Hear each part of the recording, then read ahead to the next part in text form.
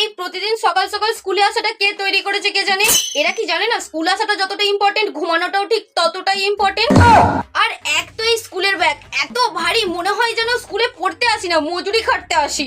ওপর থেকে স্কুলে আসতে না আসতেই ম্যামেরা হোমওয়ার্কের ব্যাপারে জানতে শুরু করে দেবে। কেন মাঝে মধ্যে তো বলতেও পারে তোরা কেমন আছিস ভালো আছিস নাকি, তা নয়। আর এই স্কুলের লোকজন সারা বছর আমাদেরকে কত খাটায়, প্রজেক্ট তৈরি করো, রিপোর্ট তৈরি করো, চার্ট তৈরি করো, মডেল তৈরি করো, টিচার্স ডে পালন করো, আর আমাদেরকে কি দেবে সারা বছরের শেষে একটা রিপোর্ট কার্ড। আর এই যে টিচারের চামচা মনিটর আমার দিকেই তাকিয়ে বসে আছে, আশেপাশে কারোর সাথে কথা পর্যন্ত বলতে পারি না, জানি না কি দুশ্মনী আছে আমার সাথে। এই স্যার ম্যাম গুলো আমাদেরকে কত মুখ করে কত মারে, আর তবুও আমাদেরকে এদেরকে রেসপেক্ট করতে হবে। আর এদের জ্বালাও মাকে যদি বলি কিছু কিনে দিতে তখন বলবে পরীক্ষায় ভালো নাম্বার নিয়ে তারপর কিনে দেবো। এরপর তো কদিন পর বলবে যে পরীক্ষায় ভালো নাম্বার না নিয়ে আসলে খেতেও দেবো না।